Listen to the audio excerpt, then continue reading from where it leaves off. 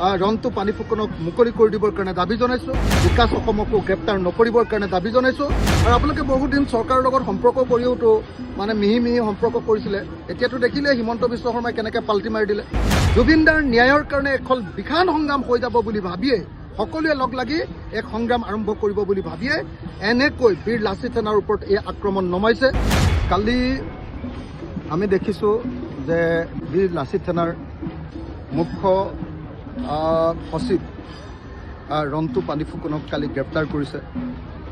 তেওঁক আজি পুলিচৰ কোৰ্টৰ সন্মুখত খাৰা কৰিছে। তেওঁৰ লগতে আৰু আন কেইবাজনকো গ্ৰেপ্তাৰ কৰিছে আৰু বিকাশ অসমকো গ্ৰেপ্তাৰ কৰিবৰ কাৰণে পুলিচে বিচাৰি ফুৰিছে।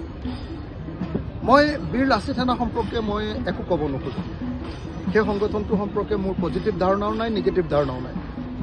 কিন্তু এটা কথা খাটাং আপোনালোকে থাকিব পাৰে যে এই সময়ত যে তেওঁলোকৰ ওপৰত আক্ৰমণ কৰা হৈছে, মাত্ৰ এমাহ বা 1.5 মাহৰ আগত বীৰ লাচিত সেনা সম্পৰ্কে অসমৰ মুখ্যমন্ত্ৰীয়ে বৰ ডাঙৰ ভাল কথা কৈছিল যে অসমৰ জাতীয় সংগঠন মানে বীৰ লাচিত সেনাৰ নিচিনা হ'ব লাগে বুলি তেওঁ প্ৰশংসা কৰিছিল।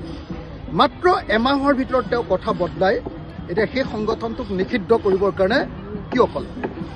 বীৰ লাচিত সেনাই পইচা তোলে, আগতেও তোলে, এতিয়াও তুলি আছে। হয়, ময়ো জানো যে তেওঁলোকে পইচা তোলে আৰু ভাল নকৰে, মই এইটোও জানো। কিন্তু এই মুহূৰ্তত তেওঁলোকক কিয় গ্ৰেপ্তাৰ কৰিছে তাৰ প্ৰধান কাৰণ বেলেগ একো নহয়। সকলো সংগঠনবিলাকে লাহে লাহে জুবিন দাৰ ন্যায়ৰ কাৰণে মাত পাতিবলৈ সংগঠিত হ'বৰ কাৰণে একলগ হ'বৰ কাৰণে আৰম্ভ কৰিছিলে। আৰু সেই ক্ষেত্ৰত বিকাশ অসমে এটা ভূমিকা গ্ৰহণ কৰিবলৈ চেষ্টা কৰিছিলে। আৰু মই খাটাং যে হিমন্ত বিশ্ব শৰ্মা চৰকাৰে কেৱল আৰু কেৱল জুবিন দাৰ ন্যায়ৰ কাৰণে এখন বিশাল সংগ্ৰাম হৈ যাব বুলি ভাবিয়ে সকলোৱে লগ লাগি এক সংগ্ৰাম আৰম্ভ কৰিব বুলি ভাবিয়ে এনেকৈ বীৰ লাচিত সেনাৰ ওপৰত এই আক্ৰমণ নমাইছে। মই এই আক্ৰমণক নিন্দা কৰিছোঁ।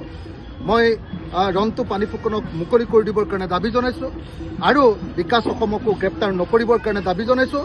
কিন্তু একেটা সময়তে মই কওঁ, কিন্তু বীৰ লাচিত সেনাৰ প্ৰত্যেকজন সদস্য আপোনালোকেও যথেষ্ট গণ্ডগোল কৰিছে, উচ্ছৃংখলতা কৰিছে, পইচা পাতি সঁচাকৈ আপোনালোকে যিধৰণে দাদাগিৰি কৰে, এইটো ভাল কথা নহয়। আৰু আপোনালোকে বহুদিন চৰকাৰৰ লগত সম্পৰ্ক কৰিওতো মিহি সম্পৰ্ক কৰিছিলে। এতিয়াতো দেখিলে হিমন্ত বিশ্ব শৰ্মাই কেনেকৈ পাল্টি মাৰি দিলে। গতিকে সকলোৱে নিজৰ আদৰ্শত সদায় স্থিতি ল'ব লাগিব, জনতাৰ পক্ষ স্থিতি ল'ব লাগিব। মই এই মুহূৰ্তত বীৰ লাচিত সেনাৰ বিকাশ অসম আৰু ৰন্তু পানী ফুকনক মুকলি কৰি দিবৰ কাৰণে বিকাশ